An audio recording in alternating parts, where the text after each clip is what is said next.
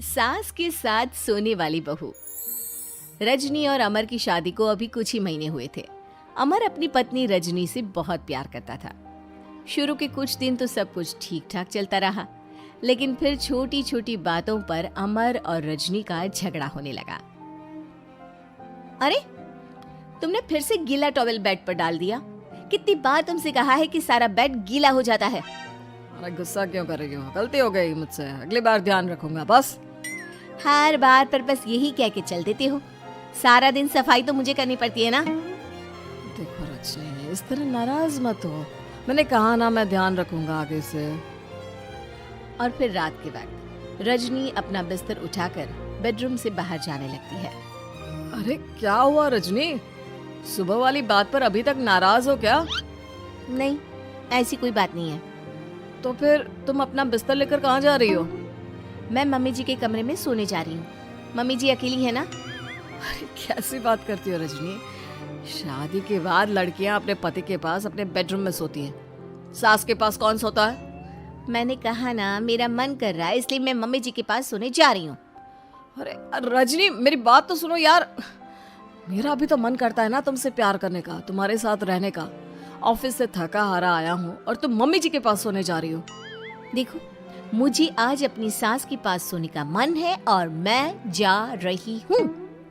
इतना कहकर रजनी अपनी सास के साथ सोने के लिए उनके कमरे में चली जाती है। रजनी बेटा, तुम यहाँ? मम्मी जी, क्या मैं आपके पास सो सकती हूँ? हाँ हाँ बेटा, क्यों नहीं, क्यों नहीं, बिल्कुल सो सकती हो। लेकिन सब ठीक तो है ना? अमर के साथ झगड़ा हुआ है क्या? नहीं नहीं मम्मी जी, मैं रोज रोज इनके साथ उस कमरे में सोकर बोर हो चुकी हूँ। थोड़ा सा चेंज हो जाएगा इसलिए आपके पास सो जाती हूँ। आपको कोई एतराज हो तो बता दीजिए। अरे नहीं नहीं बेटा, ऐसी कोई बात नहीं, सो जा। और फिर अगले दिन। अमर बेटा, तुम्हारा रजनी के साथ कोई झगड़ा हुआ है क्या? नहीं तो मम्मी, ऐसे तो कोई बात नहीं है। क्यों, क्या हुआ? अरे वो कल रात मेरे कमरे में सोने आ गई थी तो मुझे लगा सब ठीक तो है ना बेटा? नहीं मम्मी जी, वो ऐसे ही बस उसका मन किया होगा। कह रही थी कि मम्मी अकेली है इसलिए आपकी चिंता हो रही थी। पर अगली रात को फिर से रजनी अपना बिस्तर उठाकर सास के कमरे में पहुंच जाती है। रजनी बेटा, आज फिर से मेरे पास सोने आ गई। मम्मी जी, आपको मेरा अपने पास आना अच्छा नहीं लगता? अगर ऐसी बात है तो मैं बाहर ड्राइंग रूम में चली जाती हूँ। अरे नहीं नहीं बेटा, ऐसा कुछ नहीं है। पर अमर अपने कमरे में अकेला होगा ना? अरे तो वो कौन से 6 महीने के छोटे दूध पीते बच्चे हैं, उनको डर थोड़ी ना लगता है। इतने बड़े हो गए हैं, 1-2 दिन अकेले सो लेंगे तो कुछ बिगड़ नहीं जाएगा। और इस तरह फिर तो ये रोज की बात हो गई। रजनी रोज अपना बिस्तर उठाती, अपनी सास के पास आकर सो जाती। सास उससे कुछ इसलिए नहीं कहती है क्योंकि उसे लगता है कि बहू बुरा मान जाएगी। एक दिन सुबह सुबह, माँ मेरे लिए चाय बना दो, ऑफिस जाने का टाइम हो रहा है। अरे बेटा, तो रजनी से क्यों नहीं कह देते? मुझे उससे बात करने का बिल्कुल भी मन नहीं है। अरे आखिर क्या बात है बेटा, तुम इतने उदास क्यों लग रहे हो? देखो ना माँ, आजकल रजनी का बिहेवियर मुझे कुछ समझ में नहीं आ रहा। रोज रात को आपके पास आकर सो जाती है। अगर उसे मेरी परवाह नहीं तो मुझे भी कोई फर्क नहीं पड़ता। अमर गुस्से में ही घर से ऑफिस चला जाता है। ये देखकर सास बहुत दुखी हो जाती है। और फिर अगले दिन, मम्मी जी, मैं आ गई आपके पास सोने। हाँ बहू, सो जाओ। पर वो क्या है ना, आज मेरा पुरानी फिल्में देखने का बड़ा मन कर रहा था। कोई बात नहीं, सो जाओ, मैं पिक्चर देखती रहूंगी। ठीक है मम्मी जी। रजनी की सास तेज आवाज में अपने कमरे में टीवी चलाकर रखती है। इसकी वजह से रजनी को नींद नहीं आती, लेकिन वो पूरी रात करवट बदल बदल कर सोने की कोशिश करती रहती है। सास को लगता है कि अब रजनी उसके कमरे में सोने नहीं आएगी, लेकिन अगली रात फिर रजनी उसके कमरे में सोने के लिए पहुंच जाती है। मम्मी जी, मैं आ गई। अरे बेटा, मुझे लगा कि कल तुम ठीक से सो नहीं पाई थी। जाओ अपने कमरे में आराम से सो जाओ ना बेटा। अरे नहीं मम्मी जी, कोई प्रॉब्लम नहीं है। इतना कहकर रजनी फिर से अपनी सास के कमरे में सो जाती है। आधे घंटे बाद, बेटा जरा मेरे पैरों पर तेल तो लगा दे। ठीक है मम्मी जी। रजनी अपनी सास के पैरों पर तेल लगाकर जैसे ही सोने लगती है, आधे घंटे बाद फिर से। बहू, मेरे सर में बहुत दर्द हो रहा है, जरा मेरा सर तो दबा दे। ठीक है मम्मी जी, दबा देती हूँ। बहुत जोर से नींद आ रही है।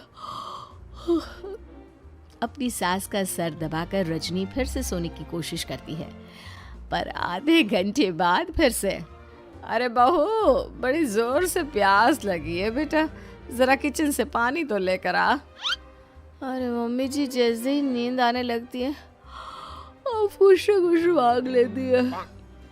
रजनी चुपचाप जाकर किचन से पानी लेकर आती है। इस तरह रजनी की सास पूरी रात हर आधे आधे घंटे पर उसे किसी न किसी बहाने से जगाती रहती है। रजनी परेशान हो जाती है। सास को लगता है कि इस बार वो उसके कमरे में सोने के लिए बिल्कुल नहीं आएगी, लेकिन अगली रात फिर से रजनी वहां पहुंच जाती है। मम्मी जी, आज मैंने आपकी दवाई, पानी सब कुछ लाकर रख दिया है। अब आप प्लीज चुपचाप सो जाइएगा और मुझे भी सोने दीजिएगा। देखिए, 2 रातों से ना मैं सो ही नहीं पाई हूँ। अच्छा ठीक है बेटा, सो जा। थोड़ी देर के बाद रजनी की सास बहुत जोर जोर से खर्राटे लेना शुरू करती है। खर्राटे इतने तेज होते हैं कि रजनी के कानों में दर्द होने लगता है। हे भगवान, मम्मी जी को क्या हो गया है? क्या करूँ, कहाँ जाऊँ मैं? परेशान होकर रजनी वापस अपने कमरे में जाती है। रजनी, आज तो बहुत दिनों के बाद अपने बेडरूम में सोने आई हो। आ जाओ आ जाओ। वैसे भी तुम्हारे बिना मेरा मन नहीं लगता। क्या करती, तुम्हारी मम्मी के खर्राटों ने तो मेरी नींद उड़ा कर रखी है।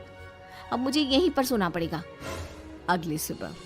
अरे रजनी बेटा, रात को कहाँ चली गई थी? मैं तुम्हें कितना ढूंढ रही थी, मैं तो डर ही गई थी। मेरी बहू न जाने कहाँ चली गई। कहाँ जाती मम्मी जी, अपने कमरे में गई थी। और आजकल ना आप मुझे जानबूझकर बहुत परेशान करती हैं। अगर मुझसे कोई गलती हो गई हो तो सीधे सीधे क्यों नहीं कह रही हैं? 3 रात हो गई है, मुझे ठीक से नींद भी नहीं आती। रजनी, ऐसे क्यों बात कर रही हो? मम्मी ने क्या कर दिया? आप अपनी मम्मी से क्यों नहीं पूछते? मैं बहू हूँ तो क्या इसका मतलब ये है कि दिन भर काम करो और रात में भी चैन से ना सो?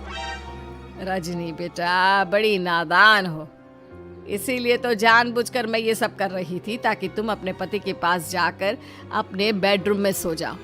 शादी को सिर्फ 6 महीने हुए हैं और तुमने मेरे कमरे में आकर सोना शुरू कर दिया। यह तुम्हारी शादीशुदा जिंदगी के लिए अच्छी बात थोड़ी ना है बेटा। मम्मी, तो क्या आपने जानबूझकर ये सब किया था रजनी को समझाने के लिए? अरे तो और क्या करती? दुनिया की पहली बहू है ये, जो पति को छोड़कर सास के साथ सोने चली थी। इसीलिए मुझे इसके लिए थोड़ा बुरा बनना पड़ा।